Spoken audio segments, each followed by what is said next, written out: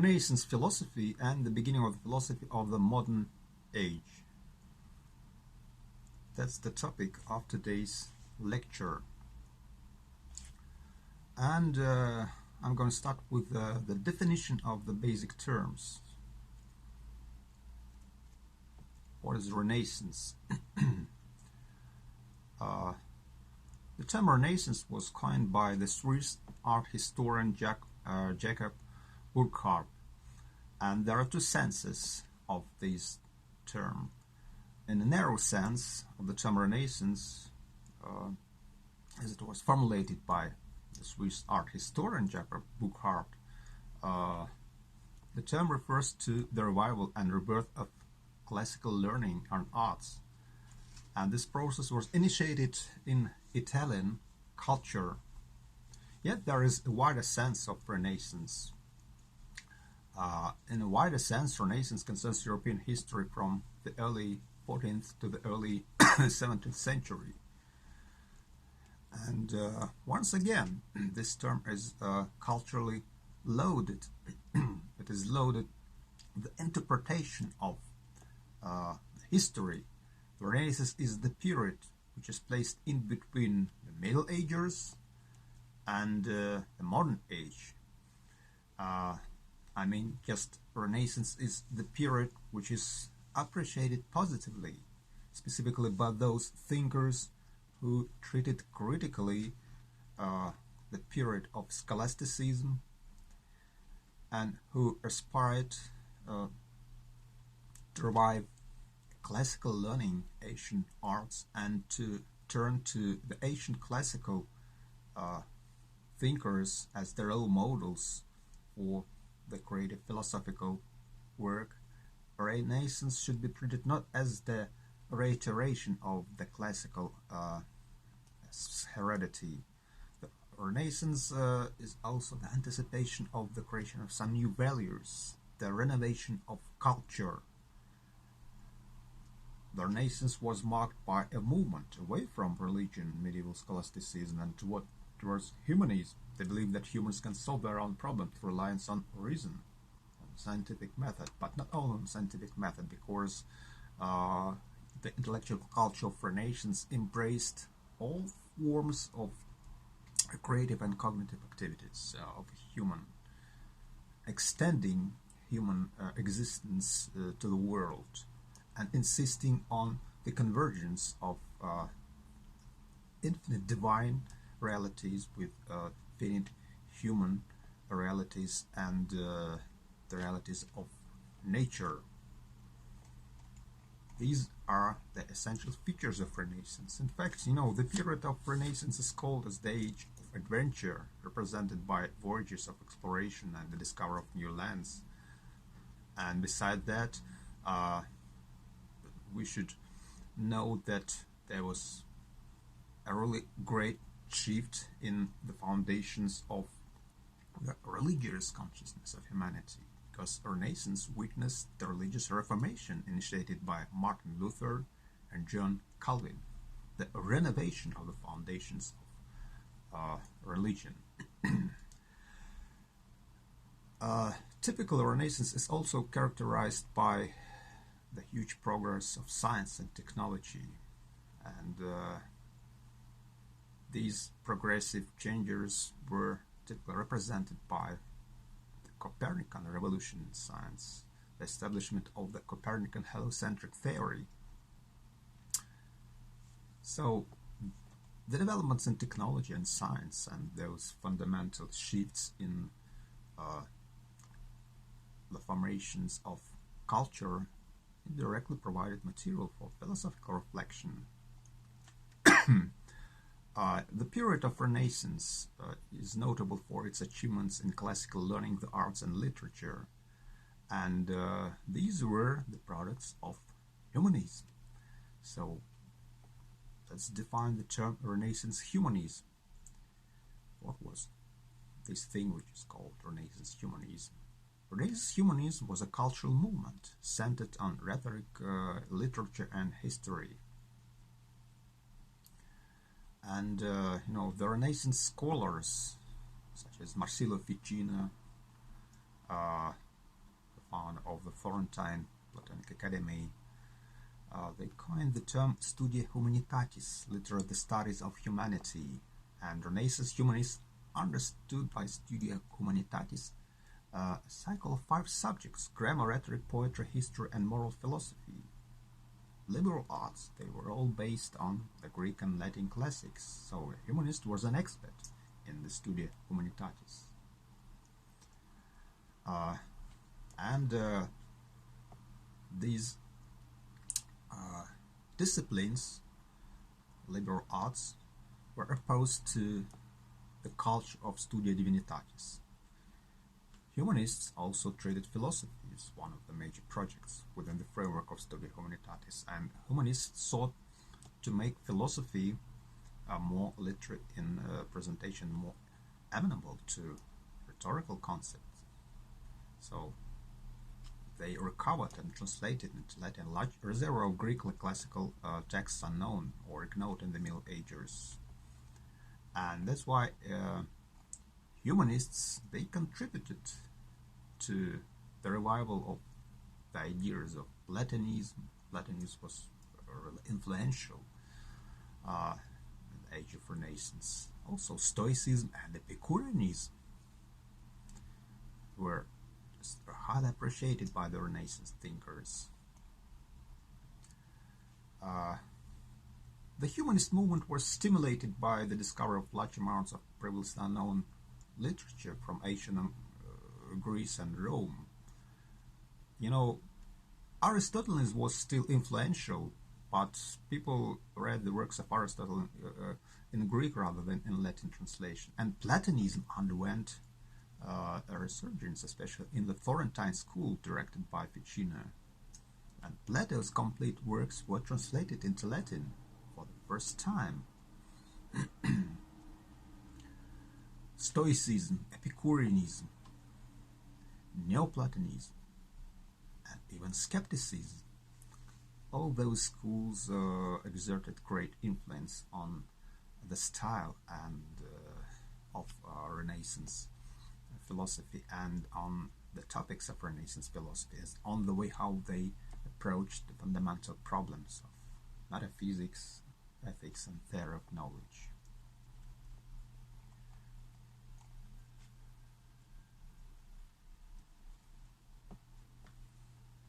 Among the most influential figures of Renaissance culture and philosophy, those who contributed to the development of humanism, I would like to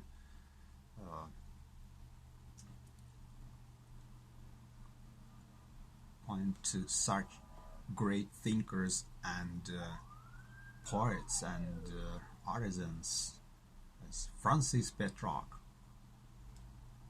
He was a really great poet, and he was one of the first thinkers who contributed to the establishment of a new system of values. He expressed his preference for Plato,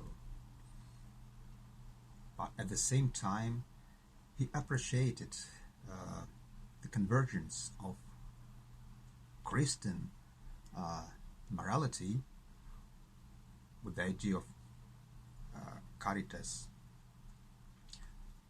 with some new trends which go back to the classical ancient culture, the appreciation of the great importance of liberal arts, the appreciation of the very concept of beauty, which was explicated in terms of some magical creative powers displayed in the universe. Another very influential thinker, Leonardo Bruni, he considered himself to be an Aristotelian, but he translated some of Plato's dialogues, and he contributed to the Renaissance reception of Plato and Platonism. And you know, this process culminated in the great Renaissance Platonist Marsilio Ficino. Marsilio Ficino, a really great thinker of the 15th century, combined competence in Greek and humanist literary interests with the profession of a philosopher, and only such a combination allowed Ficino to make Platonism a powerful element in Renaissance philosophy. Another very influential figure is Pico della Mirandola. Is notable for the introduction of classical skepticism into Renaissance philosophical discourse, and is an author of an interesting work, an examination of the emptiness of pagan learning. This work incorporated large tracts of the then still untranslated works of Sextus Empiricus, and also he wrote a speech on human dignity, in which he claimed that there is no any pre-established essence or image which would impose restrictions on the powers of human being. It seems that Pico della Mirandola anticipated the thesis of existentialists, that existence is prior to essence. But of course the connotation of this theory was quite different. Pico della Mirandola claimed that it's up to us whether to follow this path of creative activity, whether to become as godlike creatures with the efficient exercise of all our creative powers, and that is what make us similar to God, or just to degenerate into inferior creature. So we are free to create ourselves and to create the elements of the universe and to extend our existence through the artworks and the symbols to the infinity. There were other humanists such as Cosmo Raimondi and Lorenzo Valla, and they became the chief proponents of Epicureanism in the 15th century.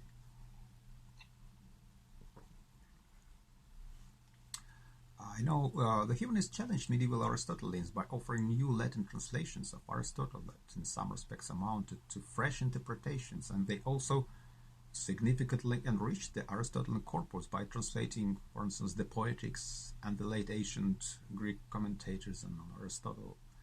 Thus, Leonard Bruni and Theodore Gaza consciously strove to replace in their translations the traditional terminology of medieval Aristotelism.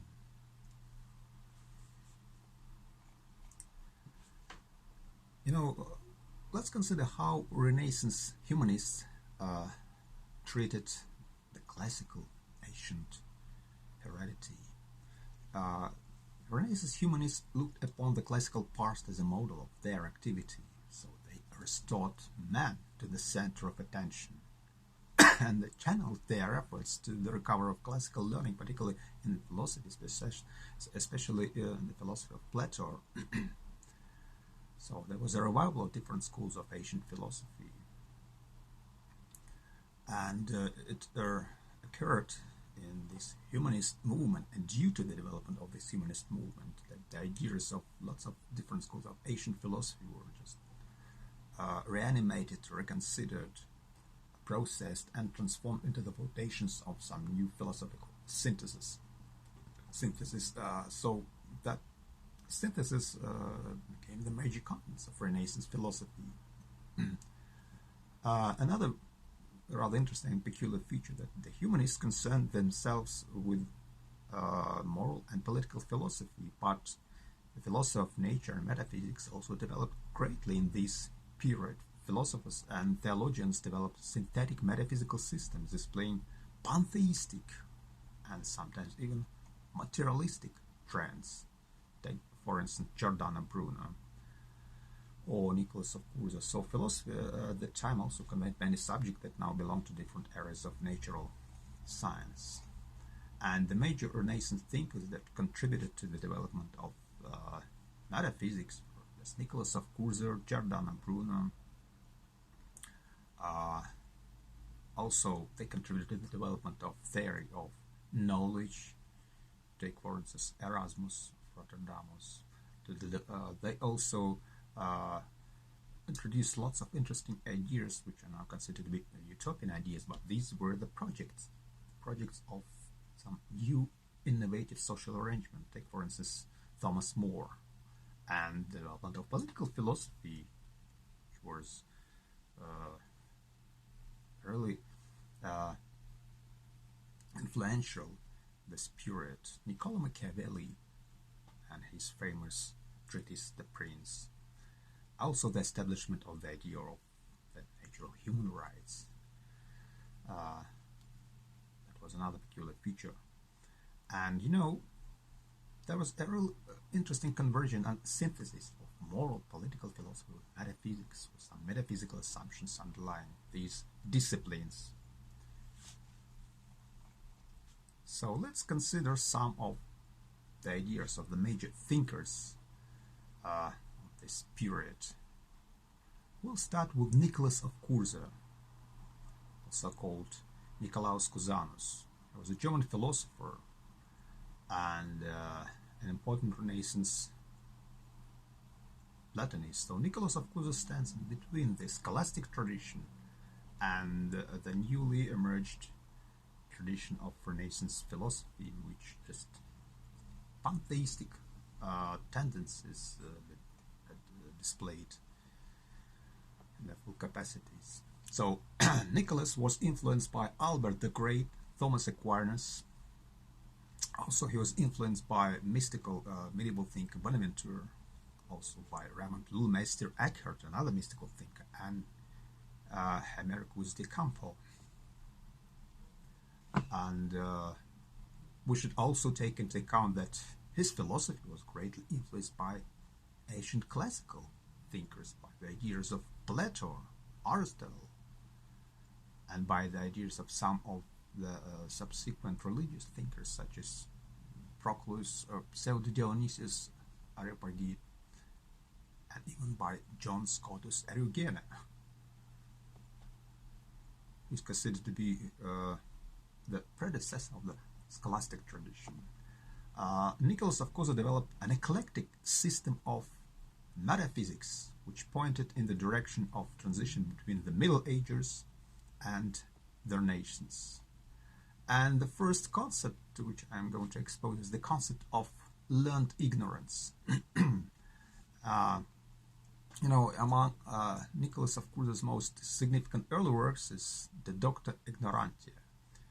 Nicholas claims that the human mind needs to discover its necessary ignorance of what the divine being is like, an ignorance that results from the infinite ontological and cognitive disproportion between infinity itself, that is God, which he pointed to or referred to by using the term maximum, and the finite human knower or even angelic knower.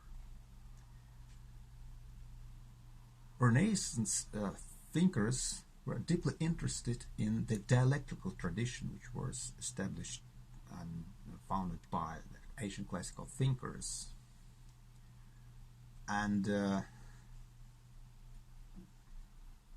this attention to the dialectics, specifically ancient classical dialectics, displayed in the doctrine developed by Nicholas of Cursor, the doctrine of the coincidence of opposites in the infinite. That is the doctrine of coincidentia oppositorum in Deo. It is correlated with this doctrine of learned ignorance, or Docta Ignorantia. All things coincide in God, in the sense that God is undifferentiated being. It is beyond all opposition, beyond all determination as this rather than that. And all differences and oppositions are united in their infinite measure, so that the logical contradictions for finite things, they coexist without contradiction in God. and God just contains all those differences and contradictions. It encompasses all those differences and contradictions, and they are simply just gathered in a single point. The alternative state is the state of the unveiling of all those differences, and even the creation of the world was treated as the explication of God, explicatio Dei. So you see that the Neoplatonic influences are quite obvious. God is maximum. So Nicholas of Cusa used this mathematical concept, maximum. God is maximum of all possible and actual being. As the absolute maximum of being, God is the measure of all things, or God is the form of or essence of all things. And God is identical to them inasmuch as He is identical with their reality, quiddity, or essence. And in general, the measure of a thing must contain all the possible being of that sort of things, so is infinite or unlimited in its being. So the world in its finitude is seen as the explication of God. So these are pantheistic trends. Nicholas of Cusa's ontology can be interpreted along two very different lines. According to one line of interpretation, Nicholas regards finite objects as having no respective positive essence of their own, for God Himself is the self-identical essence of each finite thing, and accordingly the relative identity of each thing is said to consist only in its difference from all other finite things, all such differences being accidental and all relations between these things being internal relations. The other line of interpretation of Nicholas' ontology is more generally accepted, that some created things are substances, and these do have positive essences of their own, and in accordance with their respective essences, finite things differ essentially from one another. God is the essence of these things in that He is the essence of the respective essences of these things, even as He is being itself, entities which sustains in existence whatever is a being. And so this distinction between being and beings Nicholas draws from Meister Eckhart, a medieval proponent of mysticism. And Nicholas of Cusa attacked Aristotelians for their unwillingness to give up the principle of non-contradiction. Cusa's position drew on mathematical models. So Nicholas of Cusa argued, for instance, that an infinite straight line tangent to a circle is the measure of the curved circumference, since a circle of infinite diameter containing all the being possible in a circle would coincide with the tangent. That's a geometrical analogy. What about his cosmology? Dialectically, Nicholas of Cusa denies that the universe is finite and also denies that it is infinite. At other times, he asserts that it is both finite and infinite. It is not finite in that it is not physically limited by anything outside its dimensions. On the other hand, it is not finite in that it has a definite measure known to God alone. So the universe is finite but unbounded, and Nicholas terms it as privatively infinite, in contradistinction to God, who is negatively infinite, since He is not even conceivably limited. Because there is no perfect precision in the world, the universe's circumference is not perfectly spherical, nor is the Earth a perfect sphere. Neither the universe nor the Earth has an exact physical center, and thus the Earth is not the fixed center of the universe. Likewise, The Earth appears to us to be at the center of the universe, and we infer that the fixed stars are at the outer circumference. However, these stars also have inhabitants who will judge themselves to be at the center and the Earth to be on the periphery. Nicholas' cosmological claims deviate in important aspects from those of Aristotle and Ptolemy, but at the same time, you see, these are the metaphysical preconditions for the establishment of individualism. And he also influenced Giordano Bruno, who adopted the idea of the multiplicity of the worlds, and each of the world can be taken at the center of the universe.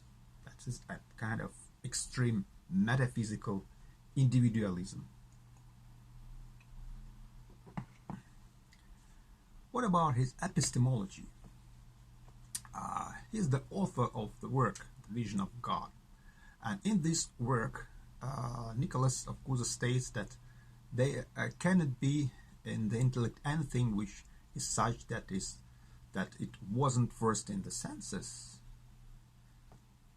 That's an adverse empirical trend in his thought, because this claim implies the rejection of the notion of innate concepts. Yet, in another work, The Layman on the Mind, where he allows that the mind, through construction, can make concepts of things whose forms are not found in nature. So he believed in these creative capacities of human mind. Moreover, the mind has an innate power of judgment by which to weigh the strength of rational considerations, and through which it is familiar a priori with basic moral principles. Although human beings cannot know the exact essence or quality of any given thing, they do nevertheless perceive the things themselves through the medium of sensory images and conceptual forms. So, Nicholas of Cusa emphasizes sensory and conceptual perspectivity, the role of reason, ratio, as synthesizer, and the conditioning operations of the intellectus. One must be careful, however, not to exaggerate his dim prefiguring of Kant and his theory of a priori knowledge. Mathematical knowledge he regards as a priori uncertain, because mathematical entities are conceptual entities elicited from and known in a precise way by our reason. And Nicholas endorsed the doctrine of that the doctrine that these conceptual numbers, for instance, are images, as it were, of God's thought. That's an interesting fact. And that mathematical puzzle with which he's principally preoccupied is that of how to square the circle. In other words, how in a finite number of steps to construct, using only an unmarked straight edge and drawing compass, a square whose area is equivalent to that of a given circle. At the same time, as I told you, he adopted some of the ideas of mysticism and even Platonic skepticism. Once again, let's get back to his doctrine of Doctor Ignorante, or non-ignorance. He used this term, Doctor Ignorance, in the sense of an insight into the incomprehensibility of the infinite. So this term, non-ignorance, refers to man's knowledge of God, which unavoidably includes a negative element, since God immeasurably surpasses the knowledge of him gleaned from this phenomenal world. Yet for man this is truly a real learning. And what are the epistemological implications of this doctrine? Our knowledge is never of reality, the infinite measure of things, that is their essence, but only of finite images of reality corresponding to the finite copies with which we must deal. And these images are constructed by our own minds and don't represent an immediate grasp of any reality. So the highest form is found in mathematics, and it is only through mathematics that reason can understand the world. And in relation to the infinite real. These images, the contracted realities, they enable us to know have only an infinitesimal reality. Our knowledge is only a mass of conjectures, assertions that are true insofar they capture some part of the truth, but never the whole truth, the infinite measure as it really is in itself. So Husserl was much read in the Renaissance, and Husserl is sometimes said to have had significant influence on German thought of the 18th century, in particular on Leibniz and German idealism. But it is uncertain, despite the considerable intrinsic merit of his thought, if this is true. Another great figure in the Renaissance philosophy was Marsilio Ficino. Marsilio Ficino was an Italian Neoplatonic philosopher. Ficino played a leading role in the cultural life of Florence. He was ordinated a priest in 1473. Ficino hoped to draw people to Christ by means of Platonism.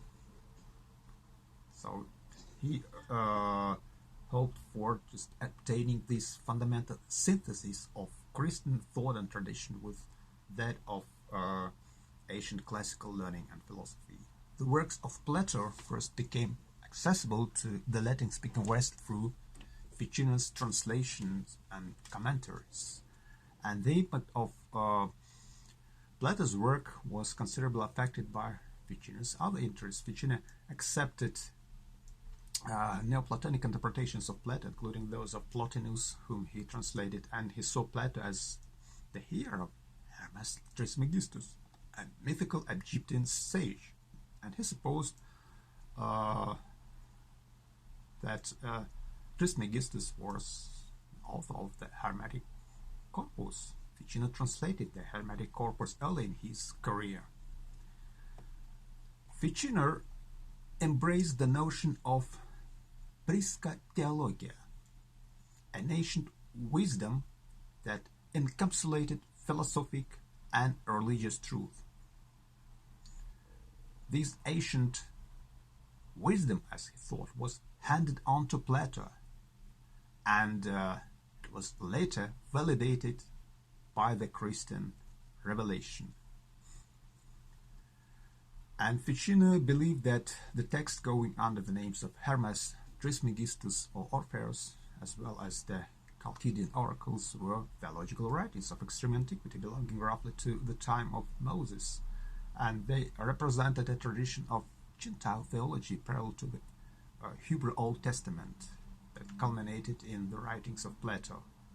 And like the Old Testament, they were inspired by obscure writings whose full meaning only became clear with the advent of Christ. And the writings of the ancient theologians prepared the Gentiles for Christianity, as Old Testament writings have prepared the Jews.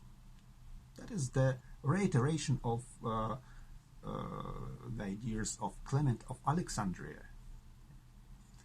In Christian times, the writings of the pagan philosophers and theologians in the Platonic tradition retained value for a variety of reasons. They provided a model for the kind of pi philosophy or doctor religio, combining religious belief and philosophical wisdom. And Ficino wished to revive philosophical wisdom in his own time, so he did his best.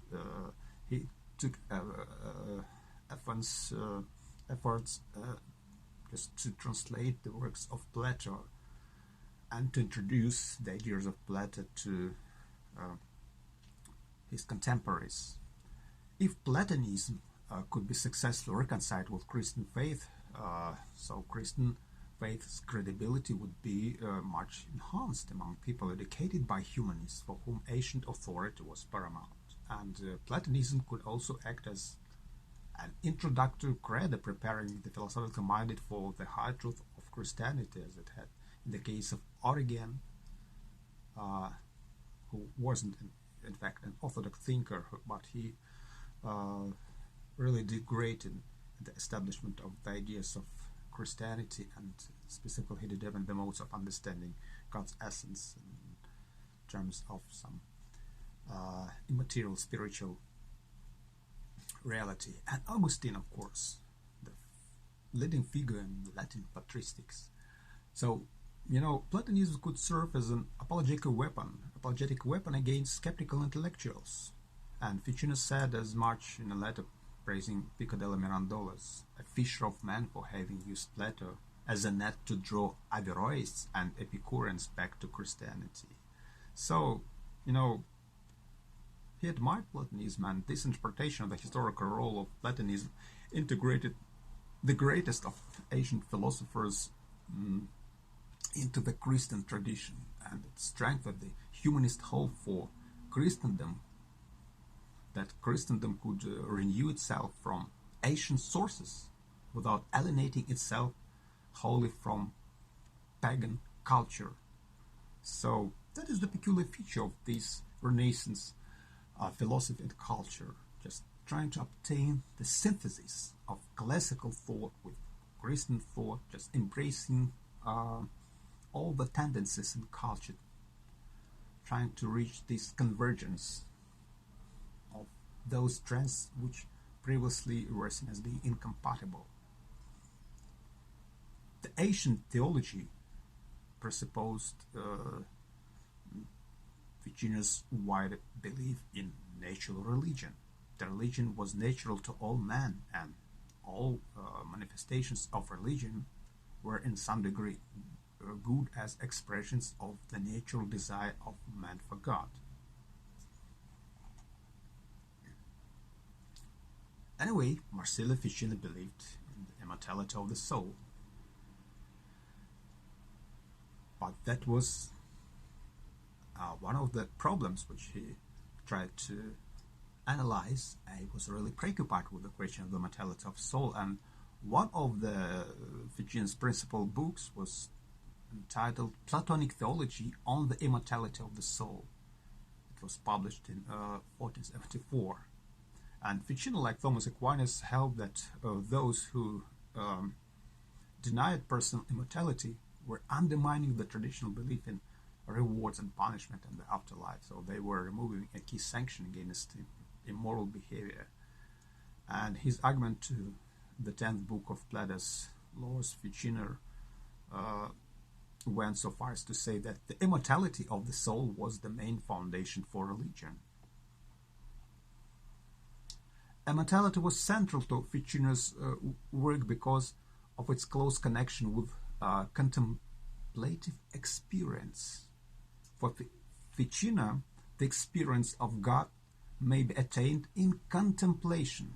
It constitutes the highest human act of consciousness, and it therefore both defines the essence of humanity and establishes the end of human existence. But the contemplative experience of God in this life is only partial and transitory, so the soul must be capable of some form of separate incorporeal existence in which its natural appetite for the knowledge and enjoyment of God may be fulfilled, and this is at best an argument for the soul's survival after death and not necessary for eternal existence, since Ficino admits elsewhere that souls are created in time. Ficino also employs the argument from self-motion found in Plato's dialogue Phaedrus. The soul is capable of moving itself, and this can be taken as the ground for the further argument in favor of its being immortal, because the thing which is capable of moving itself or animating itself, because the soul in itself is the aidus of life, it itself must be enriched with all the capacities of life, the capacity of sustaining our own existence, of course through just accumulating the energies, the creative energies of God, just focusing those energies as essence. Let's consider his ontology. Ficino developed a rather interesting metaphysical hierarchical ontology, and the immortal soul is central to this ontology. The early books of the Theologia Platonica lay out of an ontological hierarchy of 5 substances: God, angel, soul, quality, and matter. You know, this hierarchy was probably taken from Proclus, though the hypostasis of quality seems to be original with Ficino. So you see, within the hierarchy, soul functions as the central link, as if human being is a copula mundi, the link between divine and profane worlds. What is above soul is eternal, immaterial, unchanging, intelligible. What is below soul is temporal, material, mutable, and sensible. So it is soul that binds the two spheres together and makes them a unity. The unifying functions of soul mean that the soul is radically divided within itself. It contains within itself two separate and opposing impulses. The soul has a natural desire for God, which drives it to cut itself off from the body and to cut itself off from empirical reality, to turn within and upwards to the source of its being through rational activity. And in addition, Ficino posits another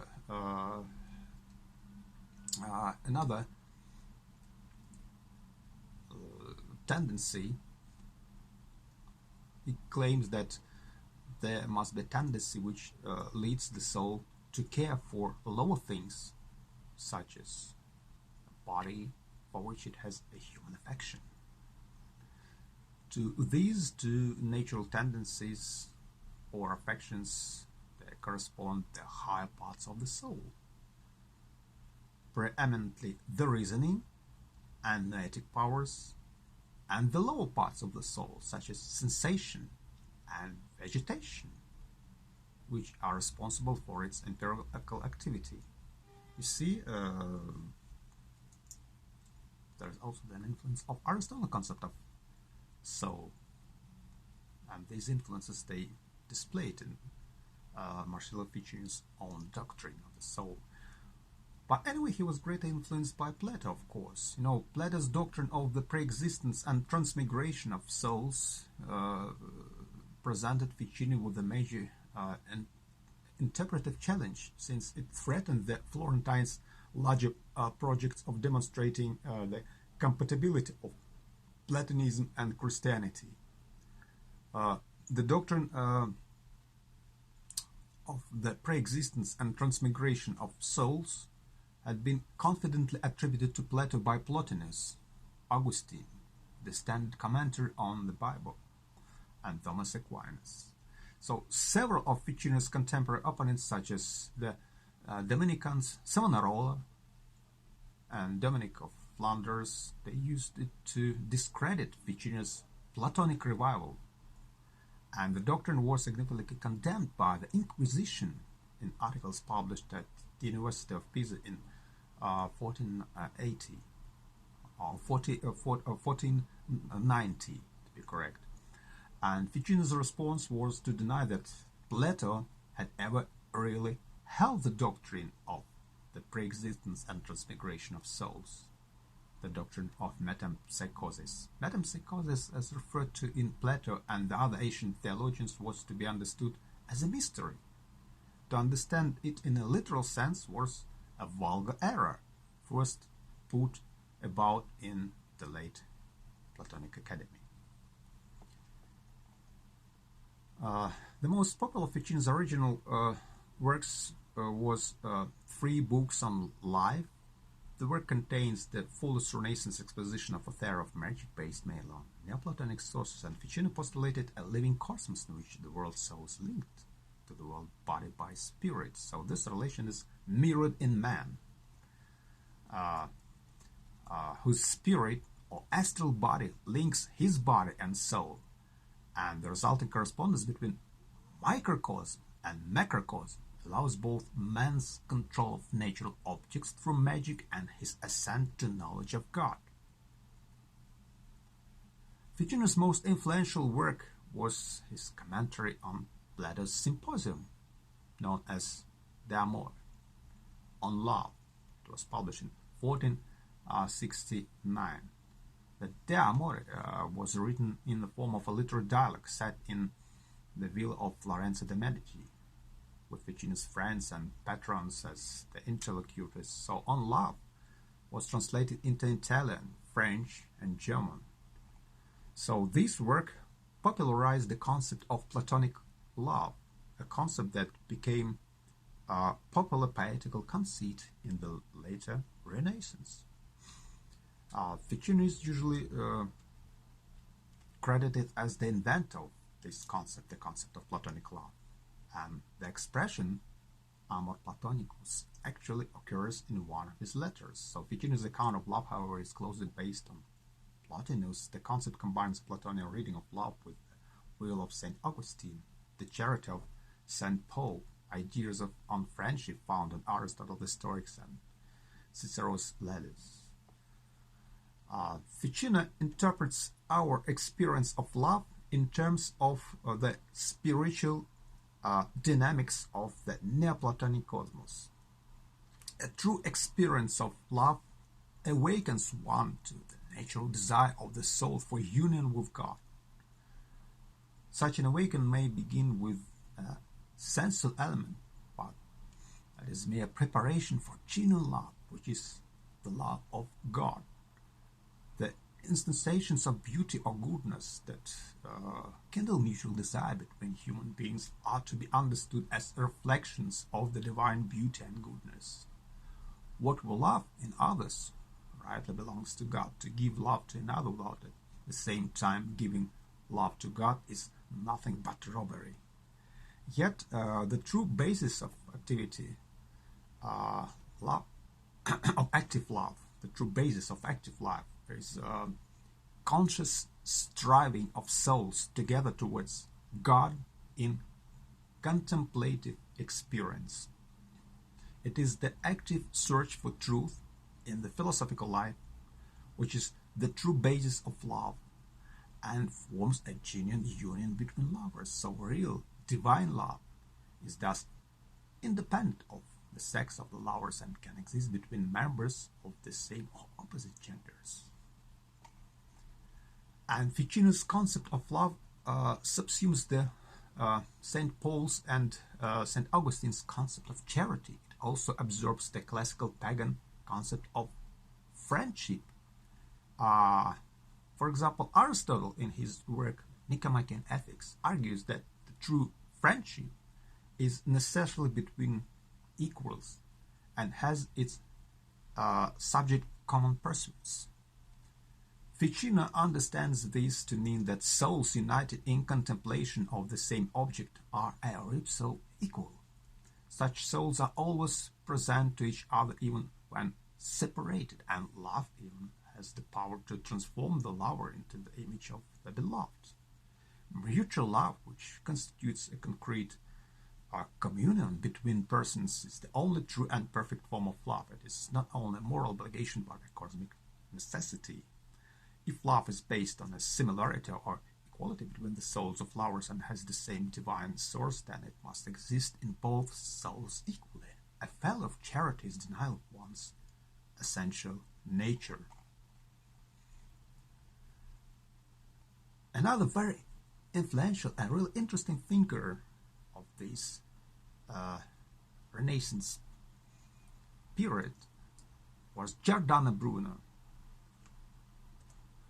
Italian Renaissance philosopher born at Nola.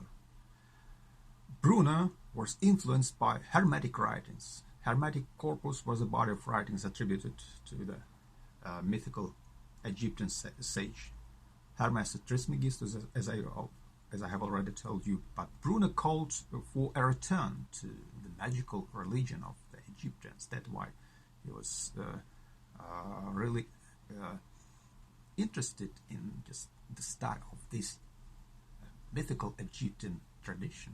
Bruno was also strongly influenced by Raymond Lull and of course by Nicholas of Cusa, who predetermined his ideas of the multiplicity of worlds. Uh, Bruner believed that one could so imprint images of the universe on the mind as to achieve special knowledge of divine realities and the magic powers associated with such knowledge. Bruner emphasized the importance of the imagination as a cognitive power, since it brings us into contact with the divine. And Bruner also held that human ideas are mere shadows of divine ideas, and that God is transcendent and hence incomprehensible. But Bruner's best-known works are the Italian dialects he wrote while staying in England, including uh, the works published in 1584, the Ash Wednesday Supper, One Course, Principle and Unity, the Expulsion of the Triumphant Beast, and On the Infinite Universe and Worlds. That is the most essential and the most significant among his works. Bruner developed a version of pantheism, but this version of pantheism was originally combined with some materialistic ideas, specifically with Greek atomism. The universe was conceived of as a living and infinitely extended unity containing innumerable worlds, and each of these worlds is like a great animal with a life of its own. The unity of matter is provided by universal form, or the world soul. That's the influence of Platonism. And that was a kind of pantheism which became attractive to later German idealists such as Schelling. However, Bruner never identified the world soul with God. God is separate from matter and form. Bruner combined his speculative philosophy of nature with the recommendation of a new naturalistic ethics, and he supported Copernicus in the Ash Wednesday Supper. This was related to his belief that living Earth must move, and he specifically rejected any appeal to mere mathematics to prove cosmological hypotheses. And in later work, he described the monad as a living version of the Democritian atom. In 1582, Bruner was arrested by the Venetian Inquisition, and in 1593 he was handed over to the Roman Inquisition, which burned him to death as a heretic. The most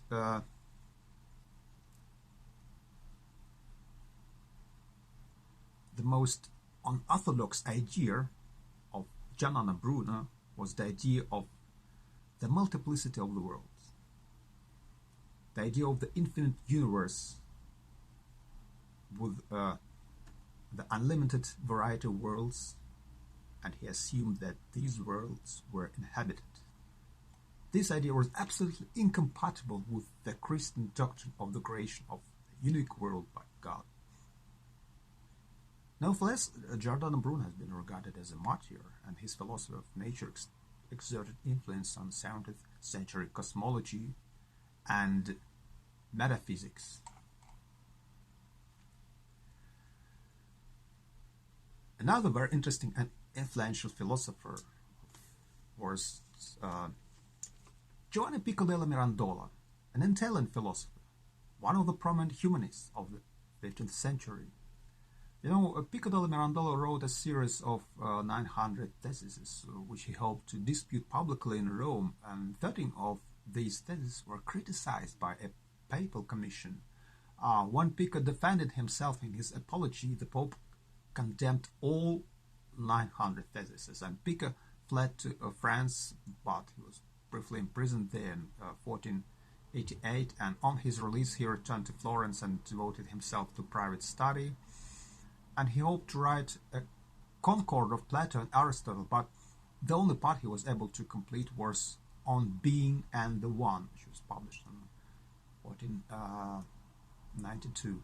Pico della Mirandola is often described as a syncretist.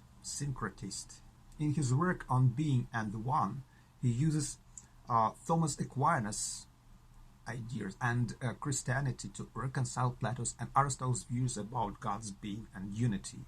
But in fact, he made it clear that the truth of Christianity has priority over the uh, priestly theology or ancient wisdom found in the Hermetic corpus and the Kabbalah.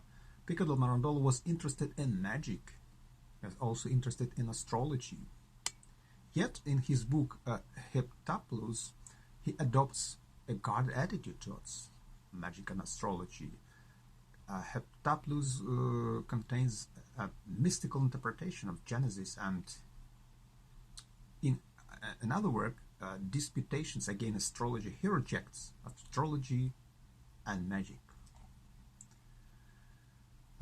Pico's philosophy is often qualified as a cultivation or celebration of man's freedom and dignity.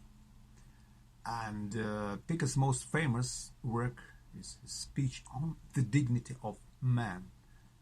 You know, this is a sort of oration intended as an introduction to the disputation of his 900 theses. In fact, the title was invented after his death. So Pico's view in this work is that man is set apart from the rest of creation. Man is completely free to form his own nature. There is no such thing as the pre-established nature or essence of a human being.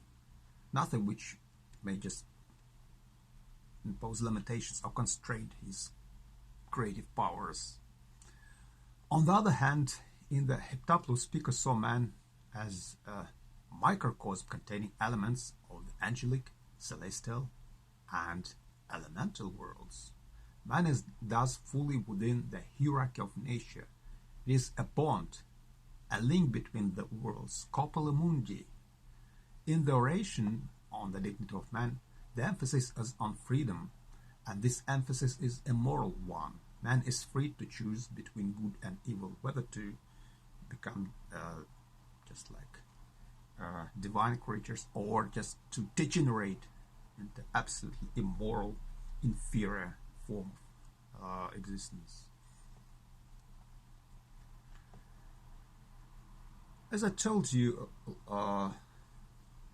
lots of Renaissance thinkers were deeply interested in developing theories which would address the problems of social arrangement and politics. Let's consider the ideas of Niccolo Machiavelli, the Italian political theorist, who is commonly considered the most influential political thinker of the Renaissance. Machiavelli was born in Florence. He was educated in the civic humanist tradition, and from 1498 to 1512, he was secretary to the second chancery of the Republic of Florence. Responsibilities for foreign affairs and the revival of the domestic civic militia, and his duties involved numerous diplomatic missions both in and outside Italy. With the fall of the Republic in 1512, he was dismissed by the returning Medici regime, and from 1513 to 1527 he lived in enforced retirement. This retirement was relieved by writing and occasional appointment to minor posts. So Machiavelli's writings fall into two general connected categories: chancery writings, reports, memoranda, diplomatic writings, and formal books. The chief among them was the book entitled The Prince, published in 1513, and also another book entitled The Discourses, The Art of War, Florentine Histories, The Cosmic Drama, Mandragola. So Machiavelli developed a new vision of politics. Politics is an autonomous activity leading to the creation of free and powerful states. You see, this vision derives its norms from what humans do rather than what they ought to do. Matter of fact. As a result, the problem of evil arises as a central issue. The political actor reserves the right to enter into evil when necessitated. So the politic is seen as being free from any religious discourse, from any moral constraints. So classical, medieval, and civic humanist political philosophers require that politics must be practiced within the boundaries of virtue, but this requirement is met by redefining the meaning of virtue itself. Machiavelli put forward the idea of virtue or virtue as the ability to achieve effective truth, regardless of moral, philosophical, and theological restraints. And Machiavelli's ideas, they also yielded the recognition of the two limits on virtue: fortuna, that's the first limit, and fortuna was understood as either chance or as the goddess symbolizing the alleged causal powers of the heavenly bodies. And second limitation is the agent's own temperament, bodily humors, and the quality of the times. Thus, a pre-modern astrological cosmology and the anthropology and cyclical theory of history derived from it underlie his political philosophy. History, for example, is seen as the conjoint product of human activity and the alleged activity of the heavens, understood as the general cause of all human emotions in the sublunar world. There is no room here for the sovereignty of God, no the ruling mind, no providence. Kingdoms, republics, and religions follow a naturalistic pattern of birth, growth, and decline. That's a rather new view of history, a rather organic one, which resembles maybe the civilization approach to the reconstruction of the historical process. But depending on the outcome of the struggle between virtue and fortuna, there is the possibility of political renewal. And Machiavelli saw himself as the philosopher of political renewal. Historically, Machiavelli's philosophy came to be identified with Machiavellism, and Machiavellism is the doctrine that the reason of state recognizes no moral superior and that in its pursuit everything is permitted. But although Machiavelli himself doesn't use the phrase reason of state, his principles have been and continue to be invoked in its defense. And another very interesting figure in Renaissance philosophy, as I've told you, the figure which contributed to the development of the utopian thought, was Thomas More. Thomas More was an English humanist, statesman, martyr, and saint. He was a lawyer by profession. He entered royal service in 1517 and became Lord Chancellor in 1529. After refusing to swear to the Act of Supremacy, which named King Henry VIII the head of the English Church, More was beheaded as a traitor. More's only political work is Utopia. It was published in Latin in 1516, and More was inspired in part by Plato's Republic. Utopia takes the form of a dialogue led by a Socratic wise man Raphael, and in this work More describes the imaginary island of Utopia. The utopian communal system is designed to teach virtue and reward it with happiness. The work covers a wide variety of subjects, including government, education, punishment, religion, family life, and even euthanasia. Utopia contrasts European social institutions with their counterparts. So let's consider some of the ideas of Thomas More as they were articulated in his work Utopia. First, let's consider utopian society. Utopian society is characterized by the communal ownership of property. All property in Utopia was owned by the community, and all production, except agriculture, was located in the household. Trades were assigned on the basis of aptitude and choice, and the household was the locus of all production. All houses were maintained publicly without locks. Utopians treasured leisure not for the sake of idleness, but to spend their time in hobbies and the pursuit of various avenues of self-improvement.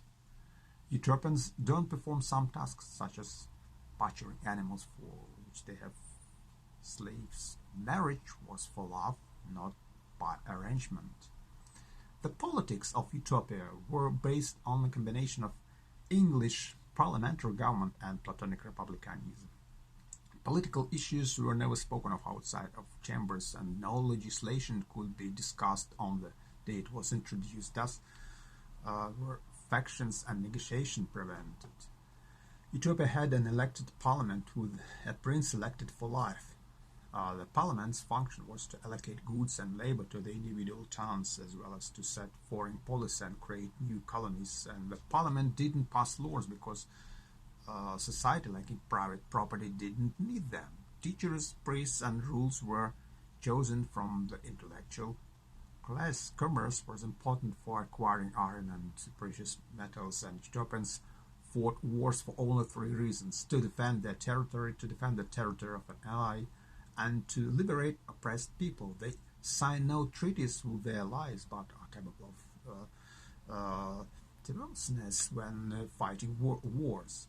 And everyone, including women, is trained for combat in case an utopia must be defended, but the Utopians leave the spoils of war to their allies. Utopian culture. Utopian culture combines the best of the Asian and Christian traditions. Utopians non-sectarian monotheists who practice religious toleration.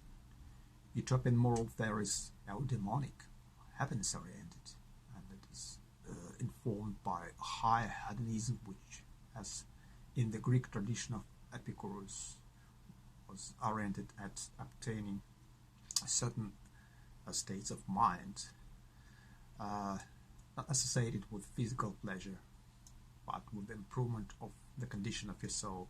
Pleasures don't include gambling, fine clothing, expressive intake of food and alcohol, and the like. So the highest pleasures are those that center on the contemplation of a high truth and the realization of a life well lived. So these were the thinkers that contributed to the development of the Renaissance philosophy, and the Renaissance was marked by a movement away from religion and medieval scholasticism towards humanism and the establishment of a new sense of critical inquiry. And Renaissance formed the basis of the insights that became paramount at the age of reason.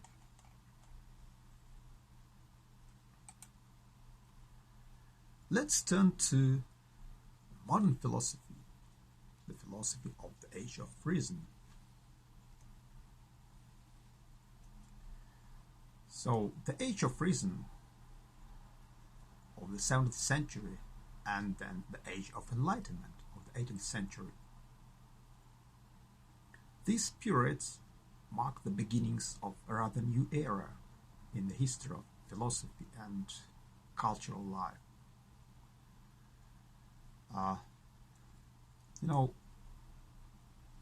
This period is classified as the period of the modern age.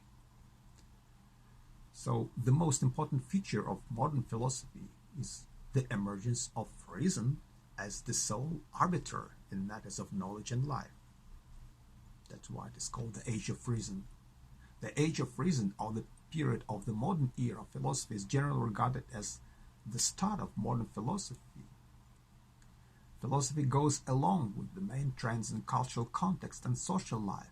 Philosophical approaches indicate the tendencies towards secularization and rationalization. The Age of Reason saw a continuation of the move away from theology and faith-based arguments. It marks the shaking off of medieval approaches to philosophy such as scholasticism in preference for more unified philosophical systems like rationalism and British empiricism. And philosophy at the age of reason, uh, tends to become free from any kind of irrational and unreflective preconditions. It becomes more critical, rational, and reflective discipline. Many philosophers embrace the establishment of the status of natural sciences. They really appreciate their cognitive investment to the progress of civilization. I'd like to cite Man Stephen. That's an extract from his work, The Intellectual Setting. Philosophers of the 17th century take to distinguishing their new philosophies from the vain imaginings of the past by citing new observations, especially in astronomy, and new mechanical inventions. The prominence of these new discoveries is not necessarily related to their direct philosophical consequences. They had chiefly a symbolic importance as decisive refutations of the Aristotelian world system and tokens of the progress of knowledge. Positive scientific knowledge is considered to be the power of progressive innovation of social life. The advances in science, the growth of religious tolerance, the rise of philosophical liberalism also led to a revival of political philosophy in general. Along with the age of enlightenment of the 18th century, which the age of reason gave rise to, it is also known as the early modern period, the period of the modernization of the overall mentality and culture.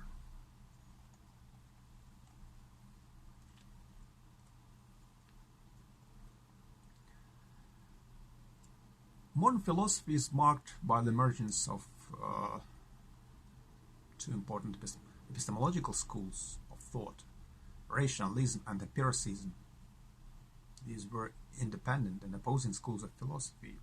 The impact of modern scientific understanding on philosophy was quite visible, as both these schools were preoccupied with the creation of rational, genuine knowledge.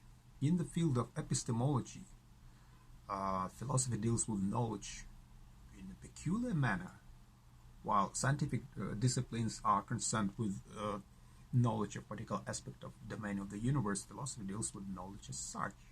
Hence, it is concerned with the nature, sources of knowledge, kinds and limitations of knowledge. And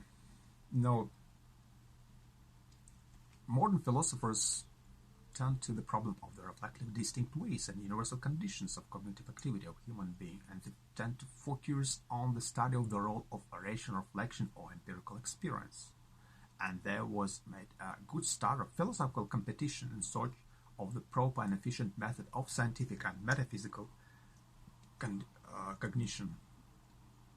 So the most prominent philosophers of that early modern period are the rationalists, such as René Descartes, Benedictus Spinoza, Gottfried Wilhelm Leibniz, and the empiricists, such as Francis Bacon, John Locke, Thomas Hobbes, George Berkeley, and David Hume. In general, rationalism is the view that reason, as opposed to sense experience, divine revelation, or reliance on institutional authority, plays a dominant role in our attempt to gain knowledge. Rational holds the view that genuine knowledge consists of universal and necessary judgments. According to rationalists, the goal of thought is a system of truths in which the different propositions are logically related to one another, and they thus advocate a mathematical conception of knowledge and hold that the origin of knowledge is not sense perception, but has rather foundation in thought or reason. Empiricism stresses the fundamental role of experience. As a doctrine in epistemology, it holds that all knowledge is ultimately based on our experience.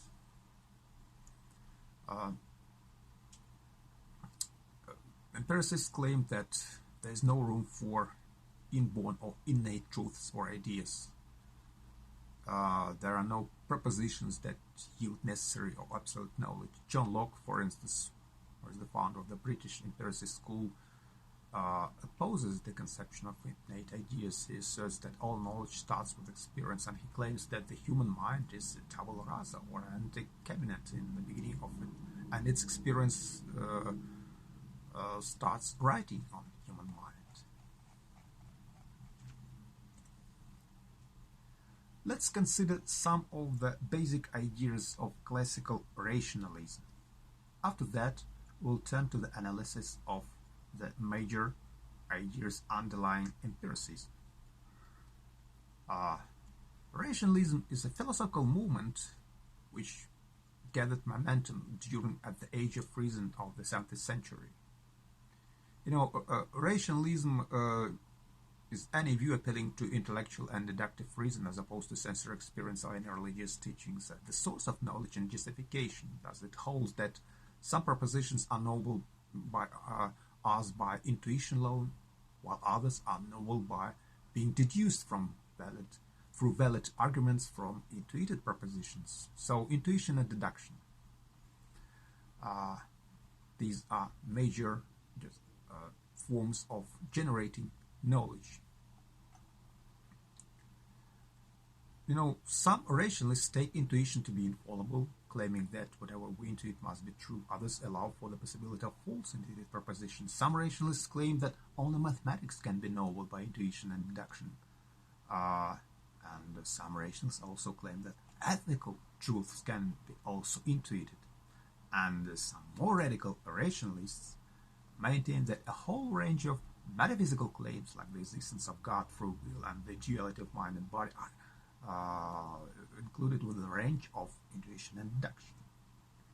Innate knowledge, that's another concept.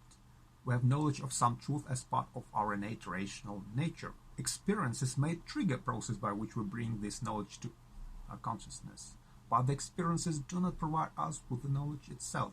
Knowledge has in some way been with us all along, and some rationalists claim that we gain this innate knowledge in the early existence, some that God provided us with it at creation, others that it is part of our rational nature, the product of just evolution and natural selection.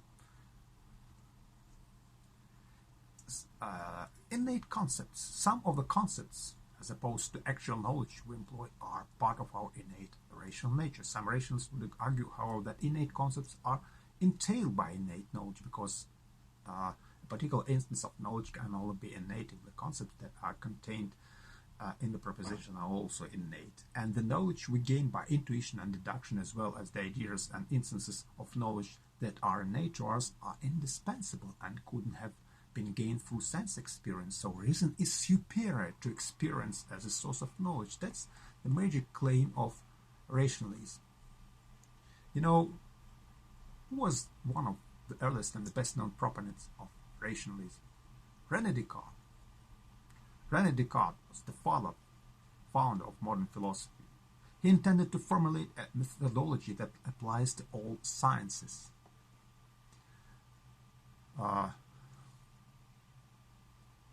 All sciences are all nothing but human wisdom, which always remains one and the same, however much its objects may differ. The sciences are so interconnected and interdependent that it is easier to learn together than separately. What someone seeking truth in the sciences must first do is to consider how to increase his natural light of reason, the cognitive abilities is naturally endowed with. René Descartes elaborated the conception of philosophical method and philosophical truth. The problem of method was a very urgent problem at the time of the intensive growth of scientific knowledge. How to conduct our reason when we seek truth in the sciences? Descartes offered 4 rules that he said he found sufficient in this search.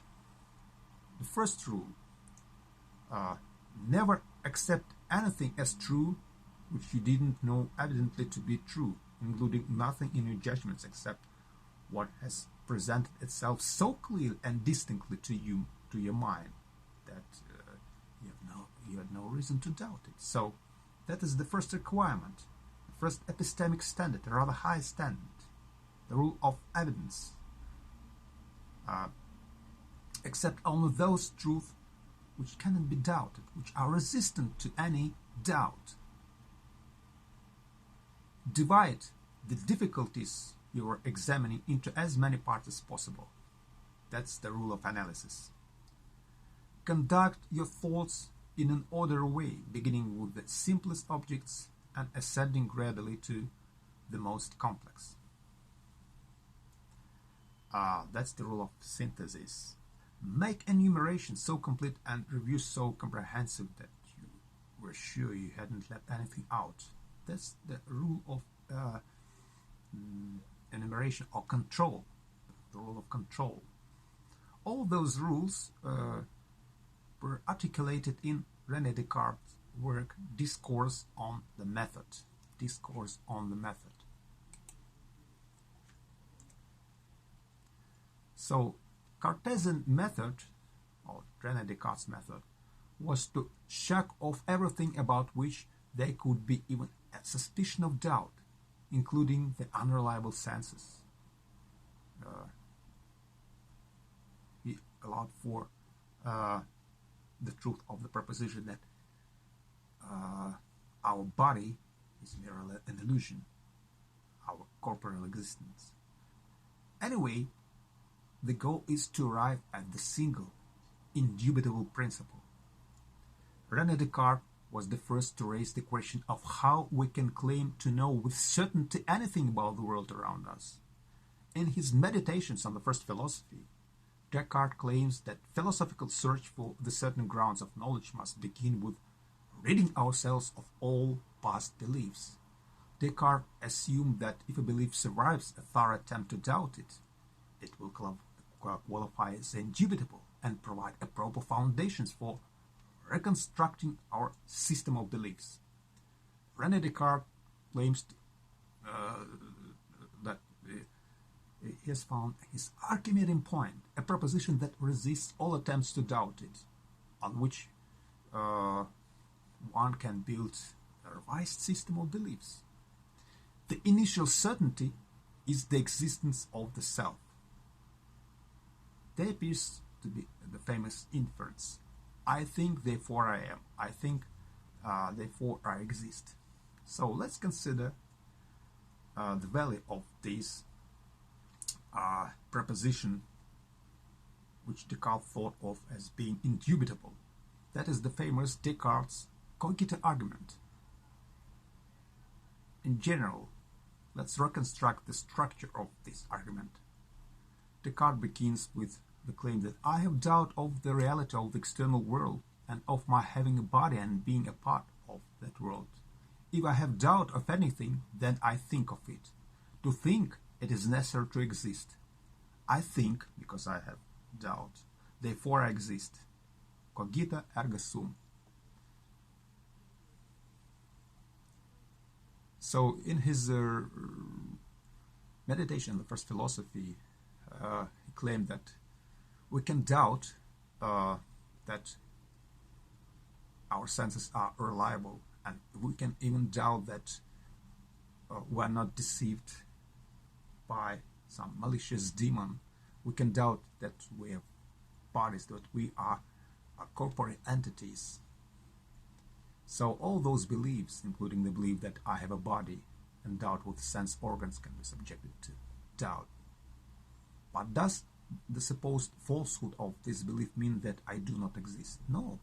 For if I convinced myself that my beliefs are false, then surely there must be an I that was convinced. Moreover, even if I am being deceived by an evil or malicious demon, I must exist in order to be deceived at all. So I must finally conclude that the proposition I am, I exist, is necessarily true whenever it is put forward by me or conceived in my mind. So, and let's consider the steps of this argument.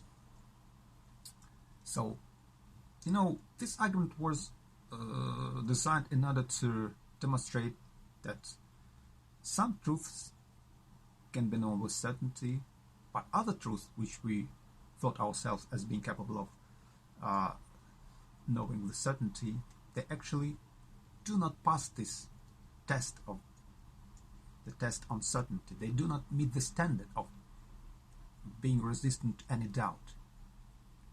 So he introduces the method of doubt, which he applies in order to find the certain foundations for knowledge.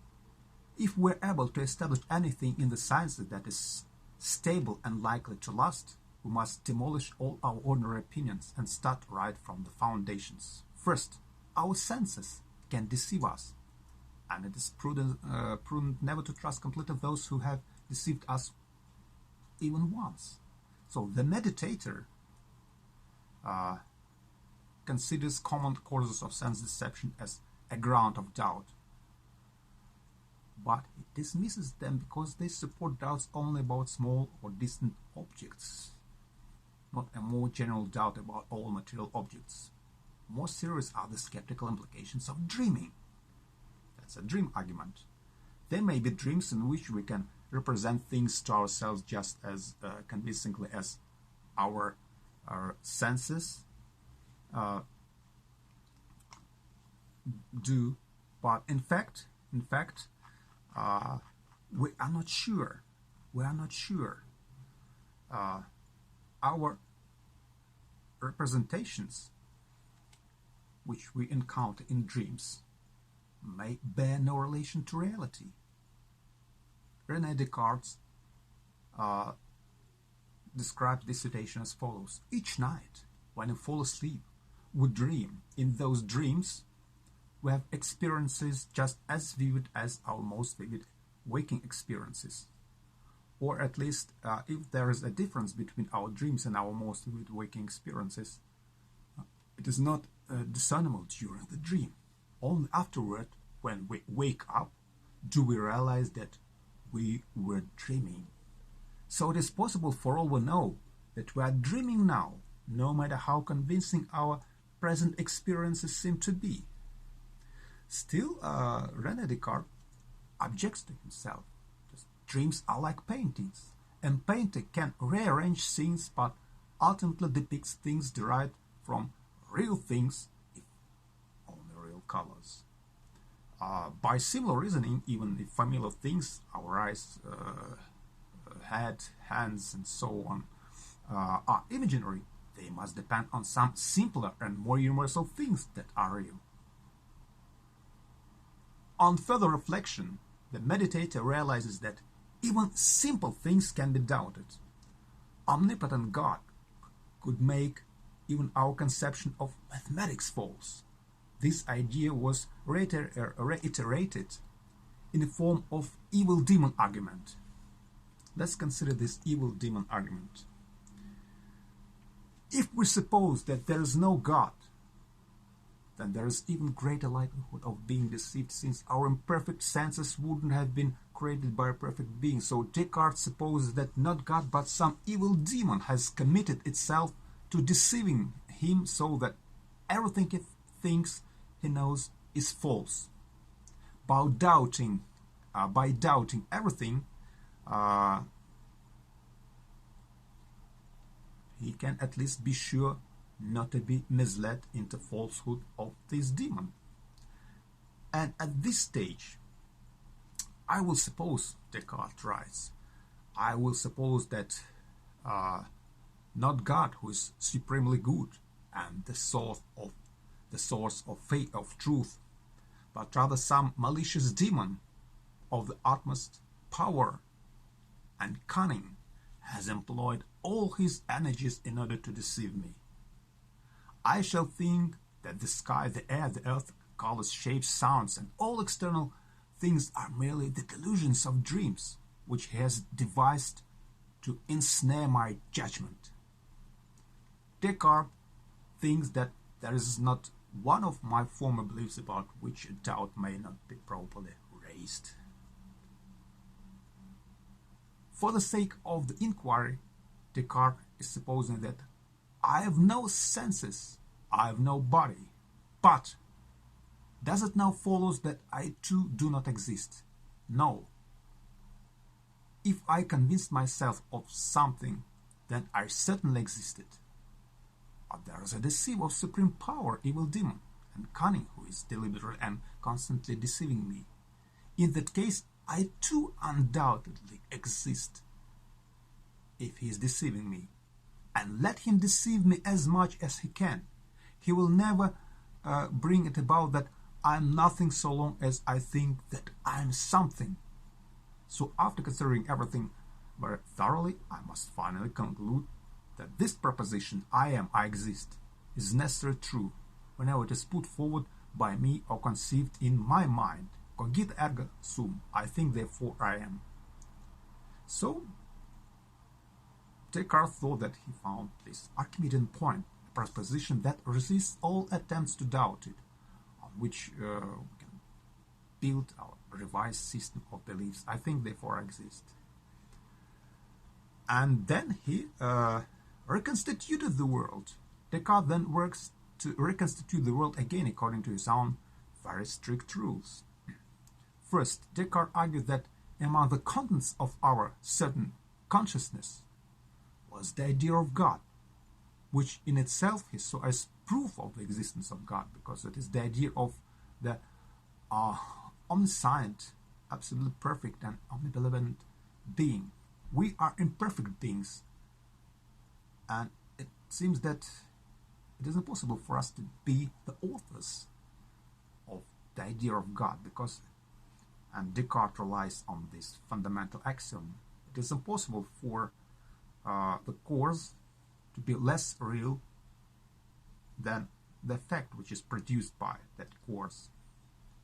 So, if we have the overwhelming impression of the existence of a concrete world around us, as we do, then an omniscient and omnibenevolent God would ensure that such a world doesn't, in fact, exist for us.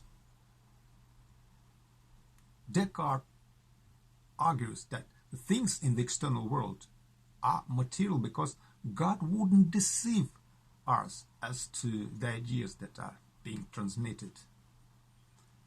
And God, it is God who gave us the propensity to believe that such ideas, the ideas of external objects, are caused by material things that are real and independent from our mind.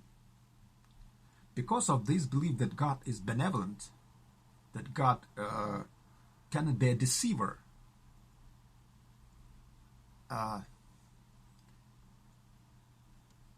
Descartes can therefore some faith in the account of reality that senses provide him. Yet Descartes dismissed the senses and perception as unreliable, and he came to a conclusion that reason and deduction are the only reliable method of attaining knowledge, which is the essence of rationalism. Anyway, you see that this theory led him to the adoption of the metaphysical dualism. What is metaphysical dualism?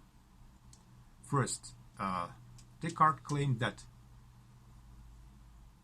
human mind or consciousness is quite a separate entity, which is not subject to the laws of physics. And the human body is a kind of machine that follows the mechanical laws of physics. So these are absolutely substantially distinct realities. The mind is only able to influence the body and deal with the outside world by a kind of mysterious two-way interaction. So thus dualism, Cartesian dualism, set the agenda for philosophical discussion of the mind-body problem for centuries after. That is all for today, and in our subsequent lectures we'll discuss the further metaphysical ideas developed by the modern age philosophers, as well as the ideas related to epistemology and ethics. Thank you for your attention.